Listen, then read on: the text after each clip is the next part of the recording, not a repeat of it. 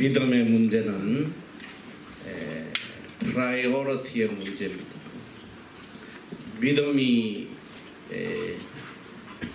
좋고 나쁘고 그 척도는 내 삶의 프라이어리티 우선순위가 어디에 있느냐 거기에 달려 있습니다. 프라이어리티 우리가 하나님을 사랑한다고 늘 입으로 고백을 하지만 사실 깊이 들어가 보면 항상 하나님보다 내가 먼저예요. 어떻게 보면 참 잘 믿는다고 자부하는 사람들도 깊이 들어가서 따져보면 내가 하나님을 위해 사는 것이 아니라 하나님이 나를 위해 사는 그런 잘못된 믿음을 가지고 살아갑니다. 믿음은 하나님의 뜻대로 사는 게 믿음이에요. 신앙은 뭐냐? 우리가 우리 삶을 통해서 하나님의 뜻이 이루어지는 이 삶이 신앙입니다. 갈수록 참 신앙에 대한 회의가 많이 들어요. 주위에 보면 정말 많은 사람이 믿노라 하고 열심히 나름대로 신앙생활 하는데 보면 이 중심이 다 잘못되어 있어요. 하나님이 중심이 아니고 내가 중심이 되어서 하나님을 믿는 사람이 너무 많단 말이에요. 다르게 이야기하면 참 믿음으로 살아가는 사람을 보기가 낙대가 바늘 구멍 들어가는 만큼 어렵다고 예수님도 말씀하는데 이제 뭐 그게 그 말씀이야. 뭐 부자가 천국 가는 것이 낙대가 바늘 구멍 들어가는 만큼 어렵다. 그 부자라는 게 뭐예요? 꼭 뭐 돈이 많아서 부자가 아니라 내 마음 속에 나를 사랑하는 마음이 다 부자인 거예요.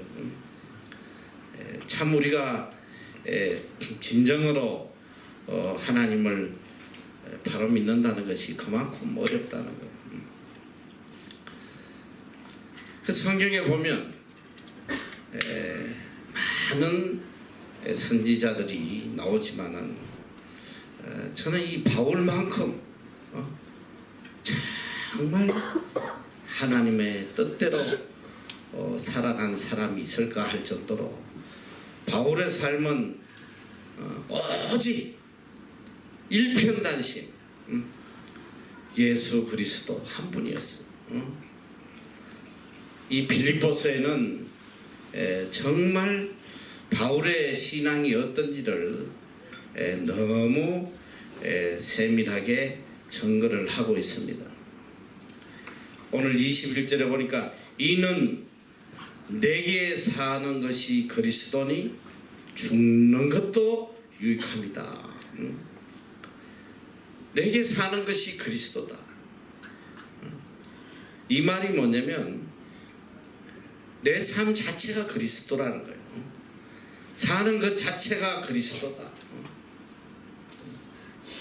그리스도를 위하는 길이라면 죽는 것도 유익하다.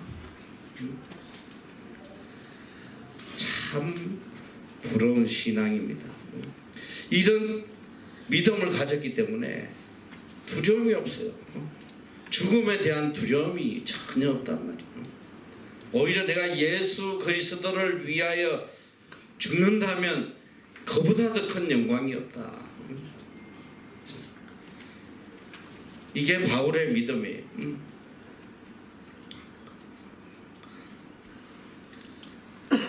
그리스도 안에 오직 그리스도가 내 삶의 주인이 된 삶은 두려움이 없어요. 이 세상에 두려움과 근심, 염려가 없단 말이죠. 오늘 여러분들에게 이 담력을 주는 것이 무엇인 것 같아요? 용기와 담력. 믿음 생활 하려면 제일 필요한 게 이 용기와 담력이에요. 죄와 맞서서 담대하게 어떤 대적이 와도 어떤 핍박이 와도 흔들리지 않는 이 믿음이 있다, 이 말은 다른 말로 신앙에 대한 용기와 담력이 있다는 거예요. 믿음의 사람은 상황을 초월해서 흔들리지 않아요. 근데 오늘 우리가 예수를 믿으면서도 신앙생활 하면서도 우리가 예수 그리스도 때문에 담대하고 두려움이 없는 것이 아니라 예수님은 뭐 아무리 계셔도 별 도움이 안 돼. 당장 내 수중에 돈이 없으면 두려워요. 내가 가진 게 없으면 두렵단 말이에요. 오늘 세상 사람들은 내 삶에 가장 큰 힘이 되어주는 것이 물질이라고 생각해요. 물질만 있으면 두려움이 없을 것 같아요. 뭐 실제로 좀 도움이 되긴 하겠지. 세상 사람들은 그래요. 돈 있고 없는 거는 이 삶 자체가 너무나 다른 거예요. 돈이 많은 사람은 아주 나름대로 담대해요. 그리고 자신이 만만하단 말이지. 돈이 없으면 사람 앞에 나서기를 두려워해. 누구를 만나는 것도 두렵단 말이에요. 세상은 그래요. 세상 사람들은 돈 없으면 인간구실을 못해. 다 친구고 뭐고 뭐 다 끊어지고 비참한 삶을 살 수밖에 없습니다. 물질 만능 시대가 되다 보니까 사람들은 돈을 자기의 우상으로 삼고 살아가요. 근데 정말 안타까운 건 뭐냐? 세상 사람은 뭐 어쩔 수 없다 치는데 이 그리스도인들도 똑같더라 이 소리야. 그리스도인들도 예수 그리스도 때문에 담대하고 기쁘고 행복한 것이 아니라 돈 있으면 행복하고 돈 없으면 슬프고 돈 있으면 담대하고 돈 없으면 쭈그러들 기가 죽고 말이야. 돈 다음으로는 이게 또 학벌. 이걸 가지고 또 얼마나 담대함을 가지는지 몰라. 자부심을 가지고 인류대학 나오면 딱 그걸로 또 이제 자만심에 부풀어 살아가. 배운 게 없으면 그냥 기가 죽어가지고 어디서 자기를 내세우지도 못하고. 요즘은 뭐 어떨지 모르겠는데 우리가 대학 다닐 때만 해도 대학교도 교복이 있었어요. 교복. 특별히 이 교복이라는 게 뭐 전체 다 교복이 입는 게 아니고 주로 이 학군단에 이렇게 학군단이 뭔지 알지? ROTC 딱 이렇게 제복을 입고 다니고 이렇게 어느 대학교 이렇게 딱. 그리고 뭐 일반 학생들도 제복은 없어도 학교를 나타낸 배지가 있었어. 배지. 그걸 꼭 달고 다녔어. 자랑스럽게 서울대 딱 달고 다녔어. 연대, 고대, 이대 뭐 얼마나 자랑스럽게 달고 다니는지 몰라. 나는 못 따랐어. 너무 창피해가지고. 응?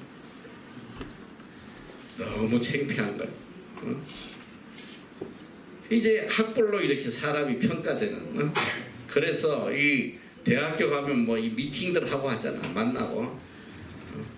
이 하버드 대학은 그런 미팅이라는 게 아예 없었어. 응? 인류 대학들은 뭐 자주 이렇게 뭐 만나고 하는데 이 하류 대학은 그런 것 자체가 없었어. 왜냐면 여자들이 만나주지도 않아요. 어? 그래서 인류대학 다니는 애들은 굉장히 담대하게 어깨를 펴고 다니는데 이 하류대학은 맞지도 달지도 못하고 그냥 걸어 다니는데 제가 사실 되게 하류대학을 나왔잖아. 근데 하류대학까지는 좋아, 괜찮아. 근데 이게 또 과학이 굉장히 중요해. 과학 어느 과냐. 나 의상학과를 다녔으니까 1학년에 그때 저기 이 대학생들이 이렇게 민방위 훈련을 면제받는 게 있어서 그걸 이렇게 통장한테 갖다 제출을 해야 돼. 제출. 근데 우리 집 바로 옆집이 통장집이었는데 이걸 학교에 이 재학생 그 뭐야 이거 재학 증명서를 띄어다 줘야 되는데 이야 정말 못 띄워주겠더라.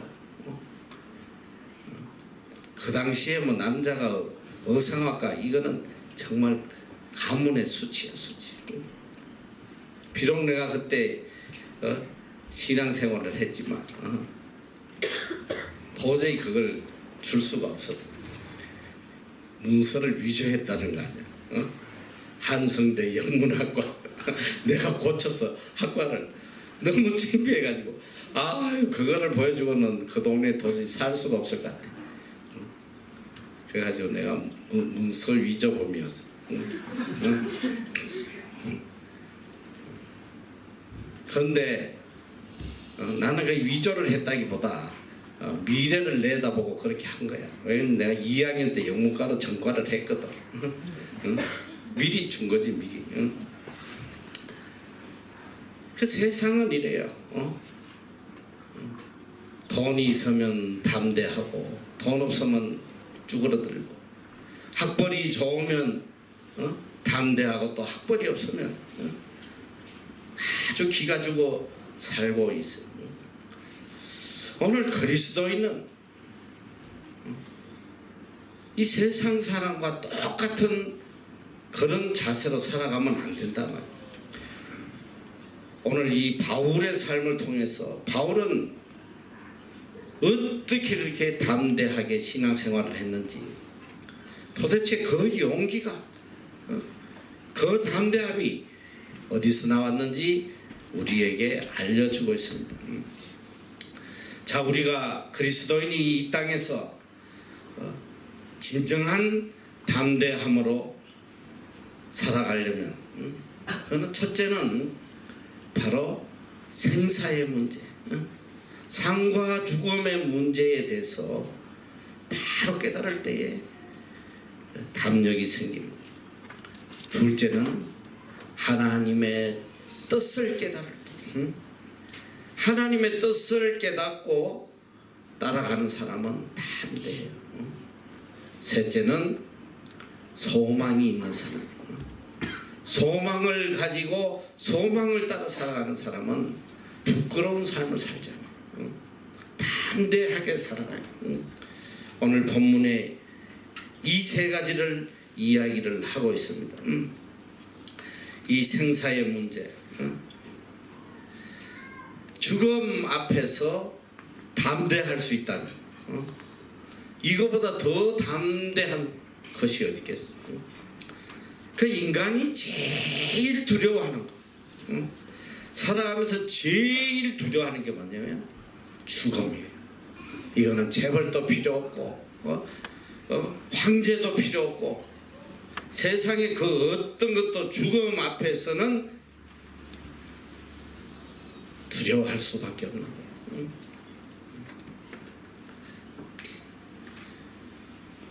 오늘 우리의 신앙의 척도, 죽음을 어떻게 받아들이고 있느냐,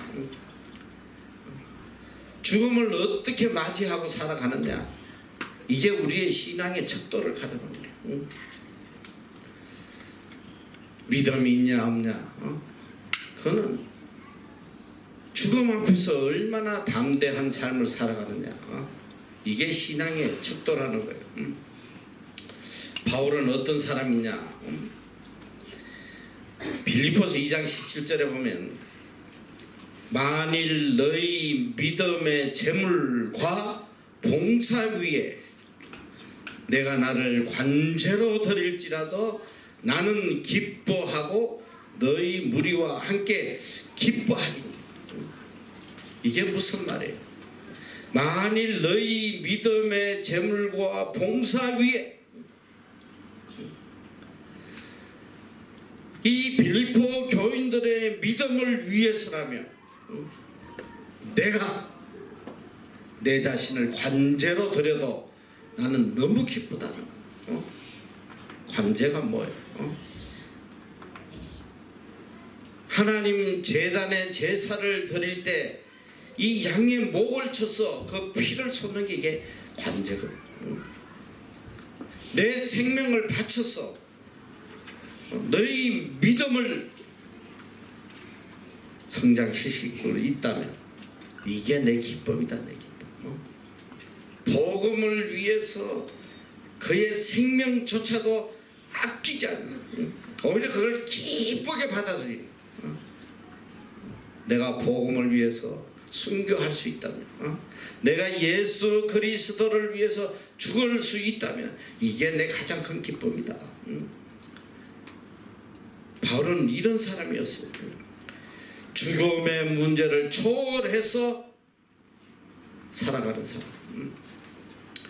사실 그리스도인은 죽음을 초월해서 사는 사람. 오늘 우리가 살아가는 삶의 목적은 영생이라면 영생. 이거 보고 살아가는 거예요. 죽음을 초월한 영원한 생명을 바라보면서 오늘을 살아가는 거예요. 예수 그리스도가 이 땅에 오신 목적이 뭐냐? 오늘 우리에게 영생을 주시기 위해서 주님이 오셨어요. 이게 목적이에요, 목적. 요한복음 3장 16절, 이게 복음의 핵심이잖아. God so loved the world that he gave his one and only son, and whoever believes in him shall not perish but have eternal life. 하나님이 세상을 이처럼 사랑하사 독생자 예수 그리스도를 주셨으니 이는 저를 믿는 자마다 멸망치 아니하고 영생을 얻게 하려 합니다. 하나님이 우리를 사랑하는 그 사랑의 결정이 뭐냐? 영생을 주기 위한 영생. 예수 그리스도가 십자가에 달려 죽으신 목적이 뭐냐? 영생을 주기 위해서. 그러니까 성경 전체의 핵심이 뭐냐? 구원의 결정이 뭐냐? 구원의 결정이 뭐냐? 결정체가 뭐냐? 바로 영생의 영생. 오늘 우리가 예수 그리스도를 믿는 목적이, 하나님을 섬기는 목적이 영생 때문에 믿는 거야. 영생. 영생이 뭐냐? 죽음을 초월해서, 죽음을 초월해서 영원한 삶을 그리스도와 함께 살아가는 거. 이게 오늘 구원받은 자에게 주시는 하나님의 가장 큰 선물이에요. 그러니까 우리가 예수를 믿는다고 그러면서 영생을 생각하지 아니하고 신앙생활 한다면 이게 다 헛된 신앙이란 말이야. 헛된. 내가 예수 믿어서 이 땅에 출세하고 부자 되고 부족함 없이 살아가고, 이거 다 샤머니즘이지. 이거는 신앙이 아니란 말이야. 제일 안타까운 게 뭐냐? 이 땅의 문제를 해결하기 위해서 하나님을 믿는다는 거, 이건 신앙이 아니에요. 기독교의 신앙이 아니란 말이에요. 그런데 안타깝게도 거의 대부분이 세상 문제 해결하기 위해서 하나님을 믿고 있다는 거, 너무너무 안타깝잖아요. 생명의 문제보다 더 중요한 게 어디 있어? 죽음 앞에 그 어떤 것이 의미가 있겠어? 죽음 앞에서 자식도 필요 없어. 아내고 남편이고 아무것도 들어오지 않는다. 죽음 앞에서는 그저 영생이냐, 지옥이냐,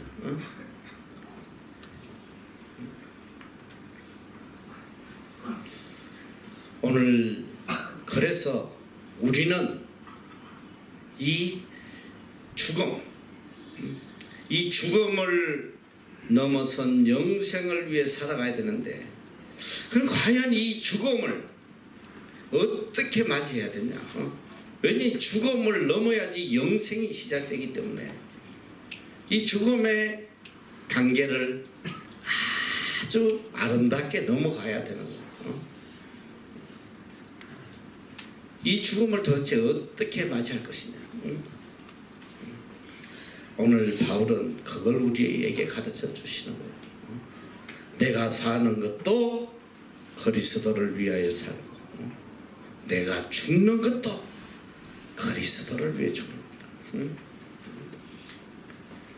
로마서 14장 8절에 그는 위대한 고백을 해요.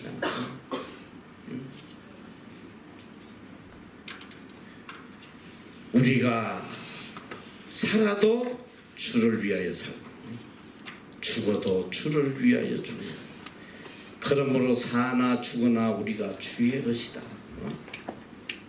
우리가 사는 것도 주를 위해서, 죽는 것도 주를 위해서 죽는 것이다. 이게 우리 그리스도인의 삶의 목적이라는 거예요.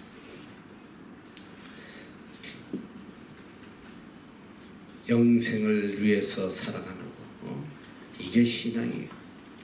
만약에 우리 신앙에 영생이 빠져 있다면 이건 신앙이 아니에요. 성경이 가르치는 신앙이 아니라 영생이 빠져 있으면 이 신앙이 아니에요. 기독교가 다른 종교하고 다른 점이 뭐예요? 다른 종교는 영생이라는 게 없어. 영생. 오직 우리 기독교에만 영생이 있다.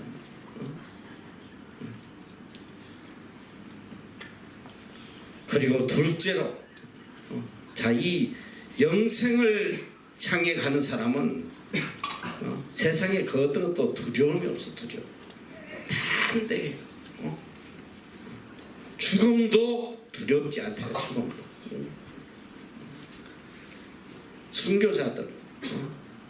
순교자들이 죽으면서 벌벌벌벌 떨면서 죽는 사람 있냐 이 소리야.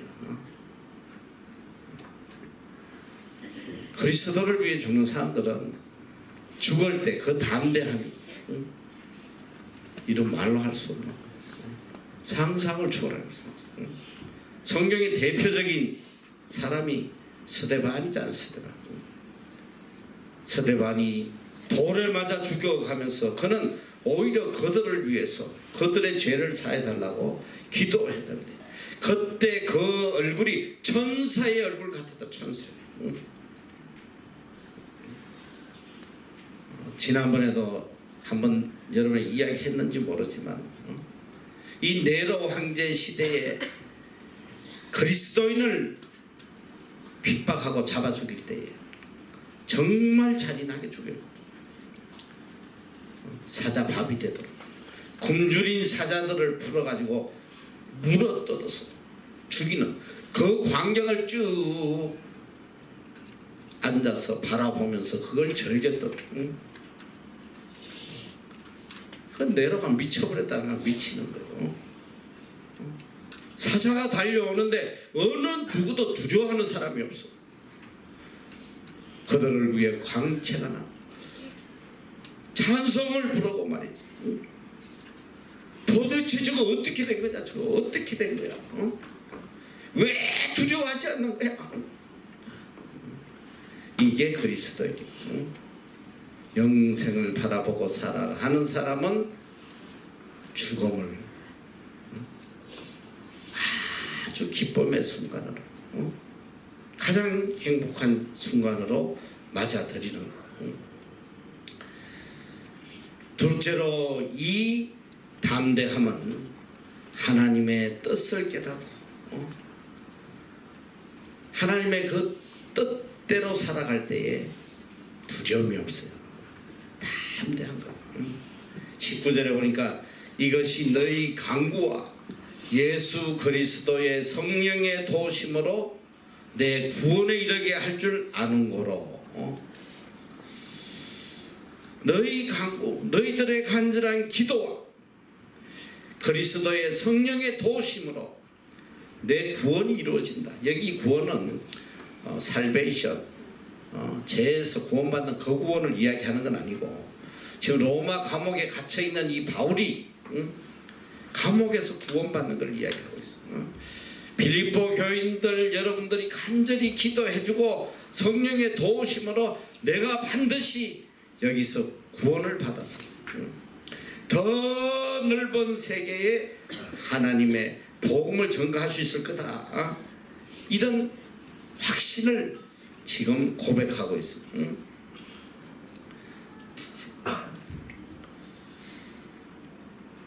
그는 하나님의 뜻을 믿었어.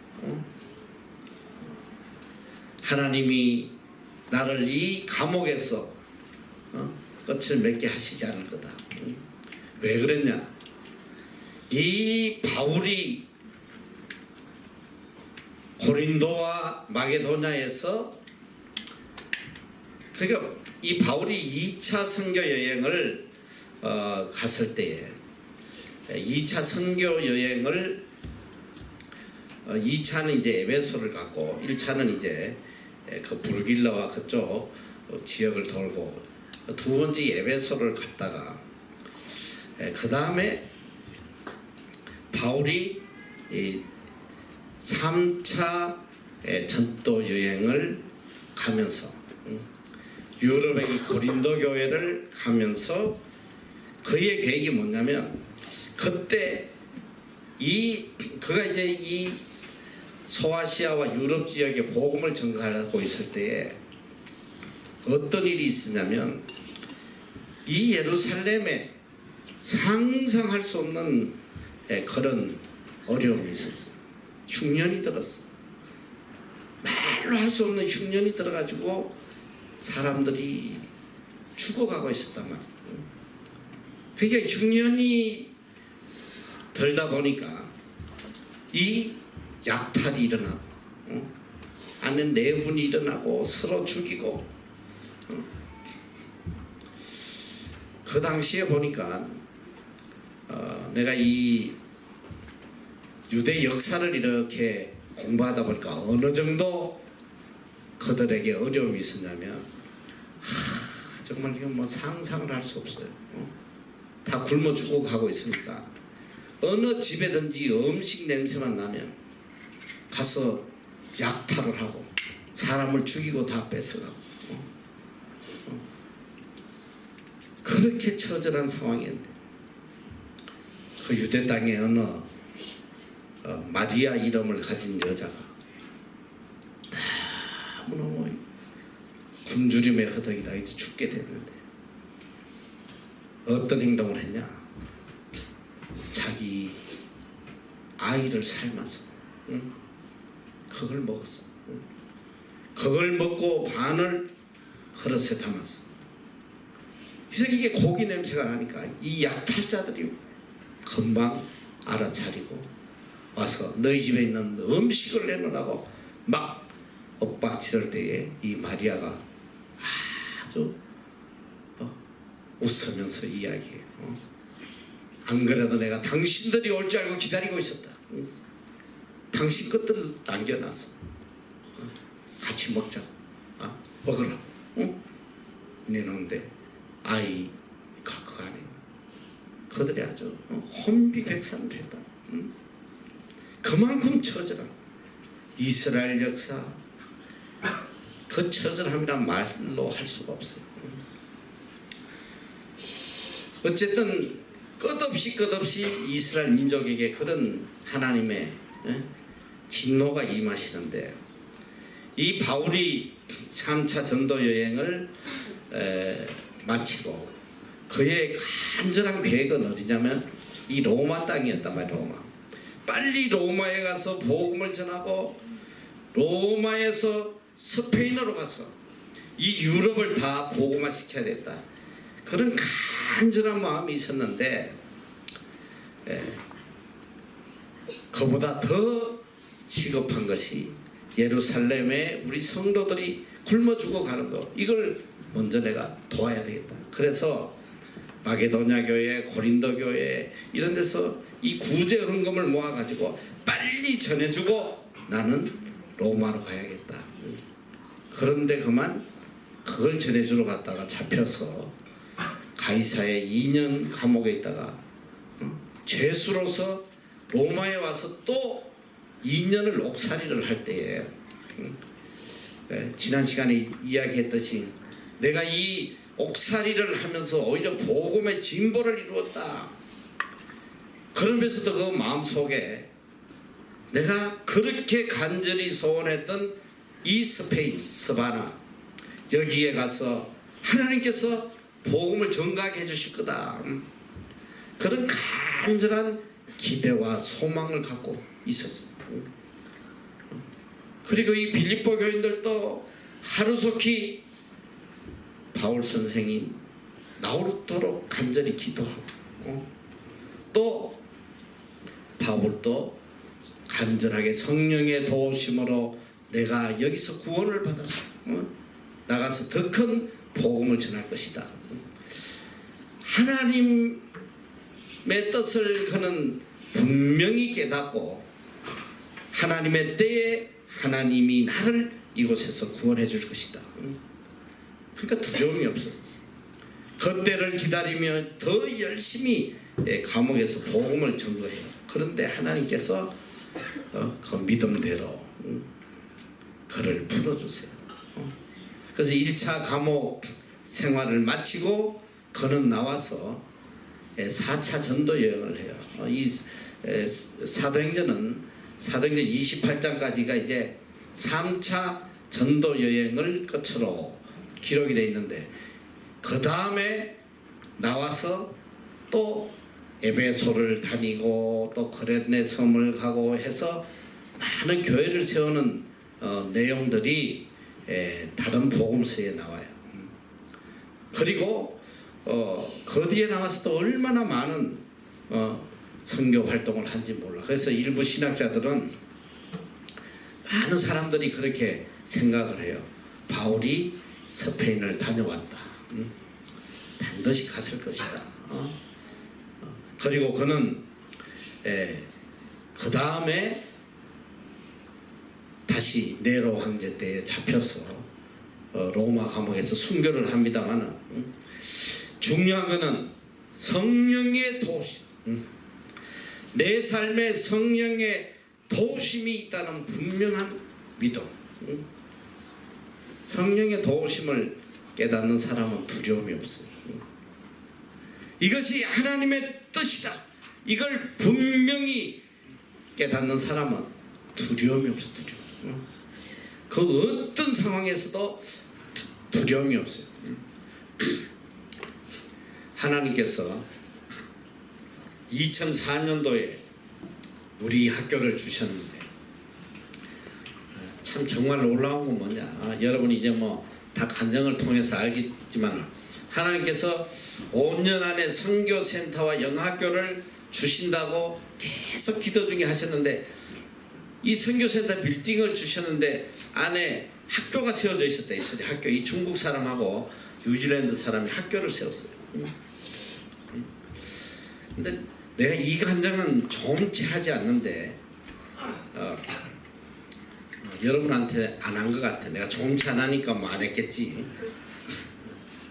사실은 이 AEC가 어떤 학교였냐면 원래 이 학교의 이름이 에덴저였어요. 에덴저. EDEN저 에덴저. 이 에덴저라는 학교가 어떤 학교냐면 하나님께서 제가 여기 신학 와서 공부를 하면서 너무너무 힘들고 어려울 때에 이 그 신학대학하고 같이 교육 선교를 하도록 길을 열어 주시면서 그 신학교하고 함께 일하게 된 학교가 이 에덴저예요.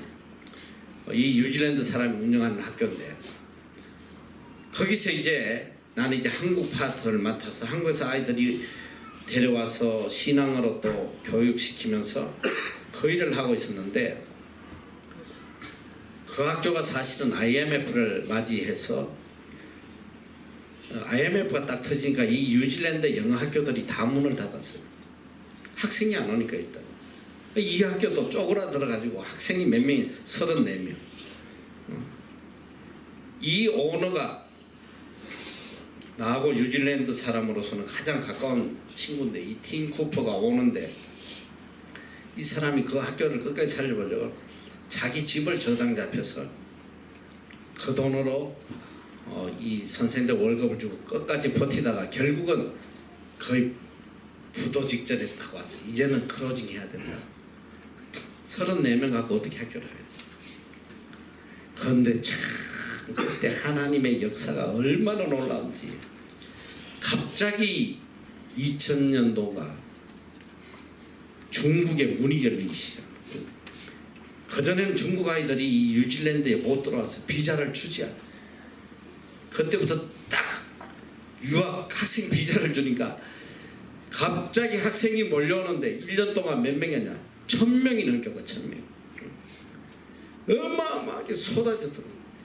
한 군데서 이게 수용이 안 되니까 이 서쪽에도 이덴저를 세우고 북쪽에도 세우고 이 남쪽에도 세웠어요. 브랜치를 다 세웠어요. 이 학교가 원래 이덴저의 남쪽 브랜치였어요. 내가 그 학교 일을 할 때 어느 날 이 학교의 오프닝 세리머니를 한다고 초청이 다 그날 와보라.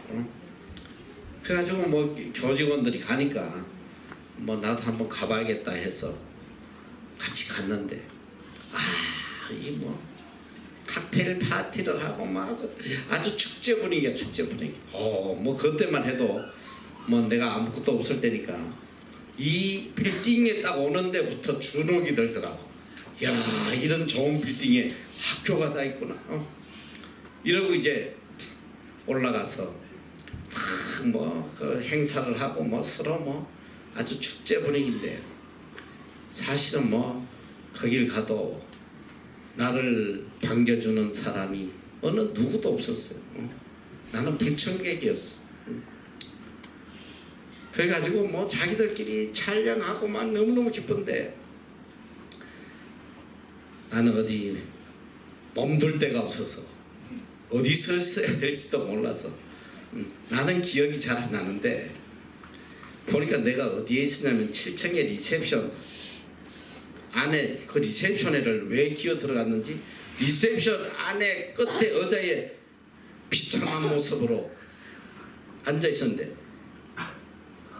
나는 기억이 없는데 몇 년 뒤에 하나님께서 그 학교를 우리에게 주셨는데 거기 일하던 중국 직원 하나가 어느 날 나한테 너 사진 하나 발견했다 하면서 딱 갖다 주는데 이야 이건 정말 너무너무 충격적인 사진.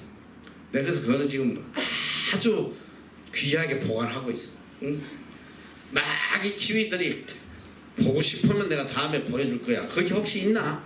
옛날 내가 누구한테 한번 보여준 것 같은데 그 사진 있으면 한번 띄워봐. 있어. 카톡으로 한번 띄워봐. 그때 그 내 모습이 어땠는지.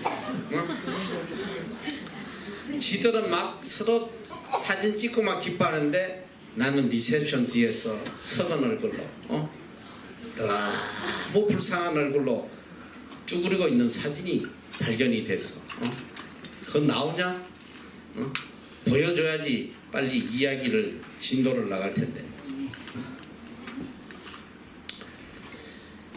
내가 왜 이야기를 하냐면, 자, 그래가지고 이제 그날 내가 그 행사에 참석하고 나오지? 저 뒤에 보여 안 보여? 다 저기 앞에서 기념 촬영하는데 나는 어느 누구도 나오고 기념 촬영 하자는 사람이 없었어. 저걸 사진을 확대하면 너무너무 슬픈 얼굴이야. 내가 안 봐도 알아. 그날 내가 저 행사를 마치고 집으로 오면서 내가 울면서 왔어. 너무 마음이 좋지 않았어. 왜 그랬냐? 하나님 앞에 내가 이랬어요. 하나님, 아니 하나님을 모르는 저 사람들도 자기 학교들을 세워서 저렇게 기뻐하는데 나는 뭐 주의 일 하겠다고 뭐 여기까지 왔어. 이게 내 처지가 이게 뭐냐 이 소리.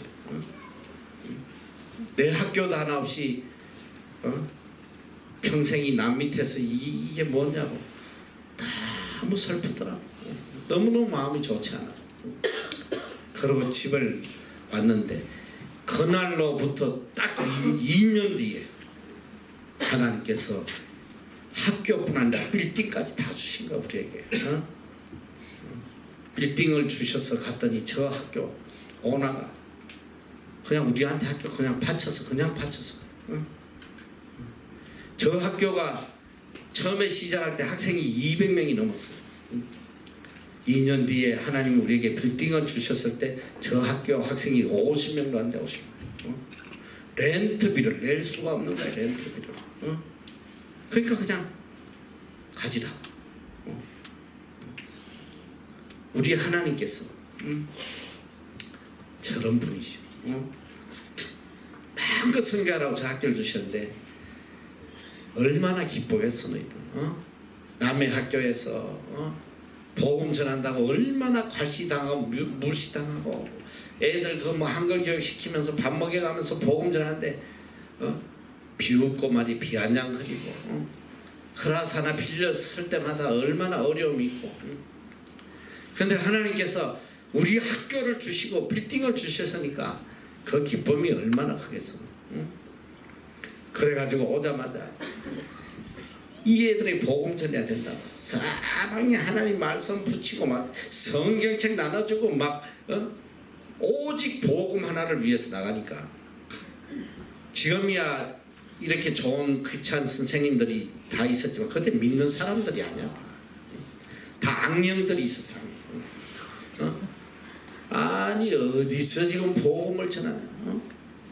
찾아가지고 너 뉴질랜드 법 알아 몰라? 뉴질랜드 교육법에 특정 종교를 너희가 강요하면 너 깜빡이가 깜빡. 얼마나 두려운 소리냐. 얼마나 두려운 소리. 너희들은 저 코트에 가서 재판받고 인권 문제로 얼마만 수십만 불 벌금 맞고 말이지. 감옥에 간다. 인간적으로 보면 너무너무 두려운 거야. 너무너무. 이놈들이 신고하고 하면 나는 깜빡 하나 보다. 그런데 중요한 게 뭐냐, 내 마음에 하나님의 뜻을 분명히 내가 알았거든. 하나님의 뜻. 하나님께서 왜 이 학교를 우리에게 주셨나, 거기에 대한 하나님의 뜻을 내가 분명히 알았거든. 우리가 남의 학교에서 눈치 보면서 이 중국 아이들 복음 하나 전하려고 이렇게 힘들게 애쓸 때에요, 하나님이 그걸 기쁘게 보시고 내가 너에게 학교 줄 테니까 마음껏 한번 복음 전해봐라. 마음껏. 그래가지고 마음껏 복음 전하는데 이 샤가지 없는 것들 떼거리로 와가지고 나중에는 뭐 말로 못해서 삿대질하고 뭐. 그러면 그럴수록 우리는 더 복음 전해라. 더. 하나님 이거 복음 전하 주시거든. 나중에는 내 방에 와서 사진 다 찍어 성경책 다 찍어가고 뭐 투서를 교육청에 투서를 냈어. 특별 감사가 나왔죠.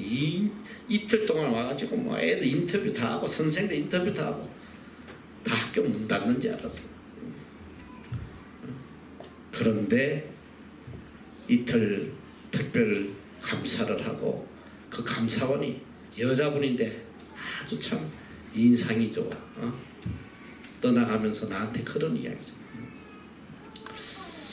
내가 다녀보면서 이렇게 좋은 학교를 본 적이 없다는 거야. 너희 학교가 지금 매년 감사를 지금 받고 있는데 내가 이번에 돌아가서는 이 학교를 앞으로 2년에 한 번씩 감사받게 해주겠다. 오히려 우리에게 더 큰 은혜를 주고 가. 그때부터는 하나님이 이 복음 전하는 걸 얼마나 기뻐하시는지 하나님의 뜻을 또 아니까 이제 더 용기가 나는 거야. 더 열심히 전해라. 더 막 그냥 더 했더니 마귀 새끼들 하다 안 되니까 전부 다 모여가지고 어느 선생 집에 다 모여서 비밀리에 모였어. 나만 빼고 다 모여서 치니까 이 학교 2주 안에 문 닫게 된다.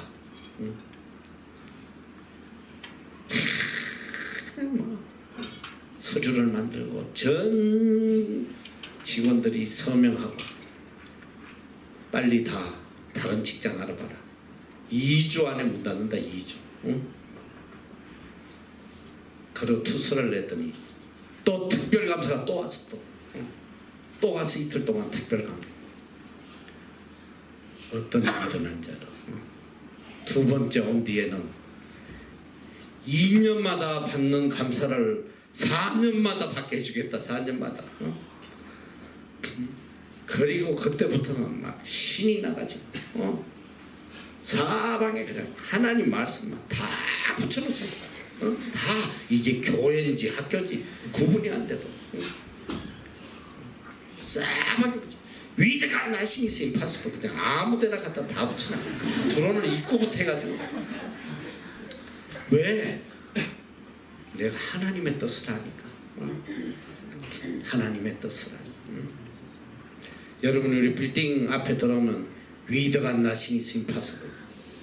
그보다 더 중요한 건 뭐냐? 글자가 좀 작긴 작아 잘 보이진 않는데 원래 그걸 거기 붙이려고 한 게 아니라 기둥에다 붙이려고 만들었다가 넓은 데 붙인다고 옮겨놓으니까 글자 좀 작아요. 우리 현관에 들어오면 벽에 붙어있는 글을 외우는 사람 손 들어봐. 무슨 말이 적혀있어 그 빌딩에? 응?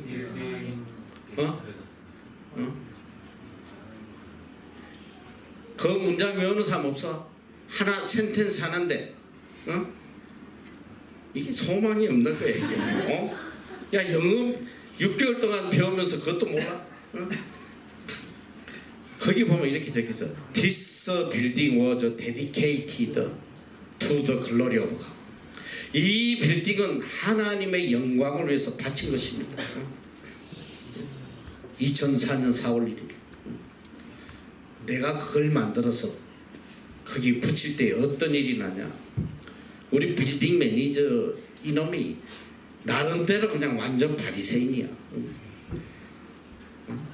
난 뉴질랜드도 그런 바리새인인데 얘들은 텔레비도 안 보고 빠마도 하면 큰일 나고 화장도 하면 큰일 나고 바지 입으면 큰일 나. 여자는 길지만 그 와이프는 보니까 1600년대 청교도 같아.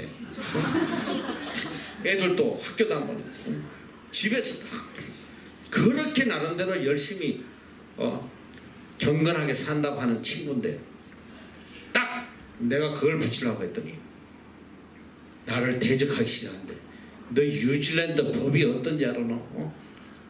이게 네 빌딩인지 아냐 이 소리야. 네 빌딩 이 현관은 모든 세입자들의 공동 공간이야. 공동. 이 곳에 이런 글자 붙이면 너 깜방간다 이거. 이 사람들이 각 세입자들이 너 고소하면 너 벌금 어마어마하게 물어야 되고 너 잡혀간다. 이게 얼마나 두려운 소리야. 두려운 소리. 그런데 내가 그래서 야 헛소리 하지 마라. 하나님의 빌딩 하나님께 돌린다는데 어떤 인간들이 헛소리 하냐? 붙여. 붙더니 이 친구 하는 말이 자기는 죽어도 못 붙여. 응? 나는 못 본 걸로 할 테니까 네가 붙이든지 말든지 하고 네가 다 책임져. 응? 그 도망가 버렸어. 응? 내가 거기다가 붙였어. 이 빌딩 하나님의 영광을 위해 바친 것입니다. 하나님이 얼마나 기뻐하시겠어. 그래 그 글자가 작은 게 좀 마음에 걸려가지고 대빵 크게 With God nothing is impossible. 그것도 갖다 붙여놨잖아. 누가 감히 하나님께 영광 돌린다는데 대적하겠어. 내가 그래서 어떤 놈이 헛소리해. 나가. 마음에 안 들면 나가면 될 거 아니야. 나가. 그리고 정말 더 충격적인 일은 그 다음에 옆에 있는 피라미드 빌딩을 하나님 주셨는데 그 빌딩은 누가 있냐? 국세청. 이 나라 국세청이 다 쓰고 있어. 그래가지고 그 빌딩을 인수하기 한 달 전부터 제작을 한 거야. 이번에는 그때 글자가 좀 작은 게 내가 마음에 걸려가지고 아주 판을 만들었어. 해가지고 검색깔로 이 빌딩 하나님의 영광을 위해 바친 겁니다. 그 빌딩에 뭐가 붙어 있었냐면 그 나라 주택공사 장관을 기념하는 만떼기가 붙어 있더라고. 야 저거 뜯어내고 거기다가 이 빌딩 하나님의 영광을 위해서 바친다고 인수하는 날 아침에 이 매니저 이름이 오면 또 이게 발악을 할 거니까 미리 갖다 붙여버리려고 아침에 일찍 가서 이게 어떻게 알고 쫓아와가지고 나보고 뭐라 그러냐. 야 여기가 국가기관이야. 국가기관. 너 국가기관 더군다나 이 빌딩을 전체 다 이 사람들이 빌려서는데 여기다가 이거 붙이면 너 깜빵 간다는 깜빵. 어떻게 국가기관에다가 이 특정 종교 이걸 붙이냐 이 소리야. 내가 그때는 엄청 화내서 이 쉐랍 꺼져버리라고 그래. 갖다 붙였어. 왜? 나도 겁이 굉장히 많은 사람이지만은 하나님의 뜻을 아니까. 하나님이 이 빌딩들을 주신 이유가 하나님께 영광 돌리라고 주신 것이에요. 하나님께 영광 돌리라고 주셨는데 내가 하나님의 영광을 돌려야지. 이까지 인간들 두려울 게 뭐가 있어? 두 빌딩에 그냥 그 붙이고 나니까 뭐 마귀 새끼들이 난리지. 대적하고 뭐 그냥. 그런데 지금까지 아주 평안히 잘 있다 이 소리. 하나님이 얼마나 기뻐하시는지. 하나님께 영광 돌리니까 그 얼마나 기뻐. 그 하늘 문을 열어서 복을 쏟아부어 주신 거 아니에요. 지금까지. 오늘 우리가 이 땅에서 담대하게 살아가려면 뭐냐? 하나님의 뜻을 깨닫는. 하나님의 뜻을 깨닫고 사는 사람은 상황을 초월해서 담대하게 살아갈 수 있어요. 두려울 것이 없는 거예요. 바울이 하나님이 나를 이방인의 사도로 부르신 것을 분명히 알기 때문에 죽음도 두렵지 않아가지고 이야 총독에게 가서도 복음 전하. 하나님 믿어라. 어떤 고관 대장 앞에서도 담대하게 하나님의 복음을 전가. 믿음의 사람. 성령이 항상 나를 도우신다고 믿는 사람은 어떤 상황에서도 두려움이 없어요. 하나님이 나를 복된 자로 세워주셨다는 그 하나님의 뜻을 믿음. 상황이 어떤 상황이 나에게 올지라도 거기서 투덜거리고 불평하고 원망하고 절망하고 그러지 않는다 이 소리야. 이 믿음의 사람. 하나님께서 나에게 이런 사건을 주신 이유도 나를 복되게 하기 위해 주신 것이다. 그 믿음이 있는 사람은 흔들리지 않아요. 이사야에 보면 Wherever you may go, God always will be your righteous right hand.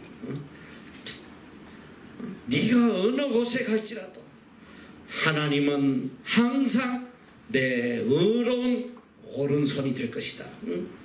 이 믿음을 믿는 사람 두려움이 없는 거지. 하나님이 항상 내 편에서 의로운 도움이 될 것이다.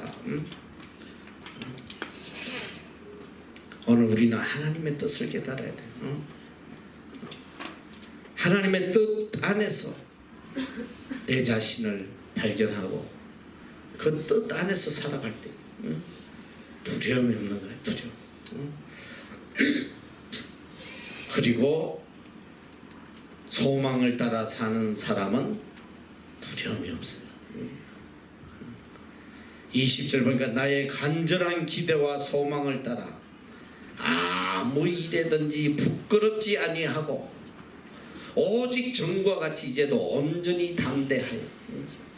소망을 가진 사람은 담대할 수밖에 없는 거예요. 여러분들의 소망이 뭐예요? 이 땅에 여러분의 소망을 가지면 두려울 수밖에 없어. 내 소망은 인류 회사에 들어가는 거다. 그런 소망 가져봐 얼마나 두려운가. 떨어지면 어떡하나. 세상 거에 소망을 가지면 그 소망을 이루려고 노심초사하며 밤잠 못 자고 두려움 속에서 벌벌벌벌 떨다가 끝나는 거예요. 오늘 그리스도인의 소망이 뭐냐? 오늘 그리스도인의 궁극적 소망은 하나예요. 하나님 앞에 서는 그거. 이게 궁극적 소망. 하나님 앞에 설 때에 하나님이 주실 상급, 의의 면류관. 이게 내 삶의 목적이요 소망이란 말이야. 이거 보고 살아가는 거야. 오늘 내가 하루하루 살아가는 이유가 하나님 앞에 설 때에, 하나님 심판한 데에 설 때에 하나님께서 착하고 충성된 종으로 칭찬하시고 생명의 면류관 주실 것. 그걸 소망하며 오늘 모든 것을 이기며 나가는 거예요. 이 소망이 있으면 세상을 이길 수 있단 말이에요. 믿음이 뭐냐? 세상을 이기는 게 믿음이라고 해서 세상을 이기는 거예요. 이 참된 소망을 가진 사람은 세상을 이기며 살아가는 거죠. 그 소망을 생각하며 부끄럽지 않게 살아간다. 내가 그 궁극적 소망을 갖고 살기 때문에 부끄럽게 살지 않는다. 소망을 따라 아무 일에든지 부끄럽지 아니하고. 여러분 세상 소망을 쫓아가다 보면 부끄러운 삶을 살 수밖에 없어. 세상에 그 소망 이루려고 거짓도 하고 남에게 피해를 주고 남도 짓밟고 말이지. 고린도서 1장 14절에 바울은 이렇게 고백합니다. 주 예수의 날에 너희가 우리의 자랑이 되고 우리가 너희 자랑이 되는 것이다. 이게 믿음의 삶이. 주 예수의 날에 주님이 재림하실 때에 너희는 우리의 자랑이 되고 우리는 너희 자랑이 되고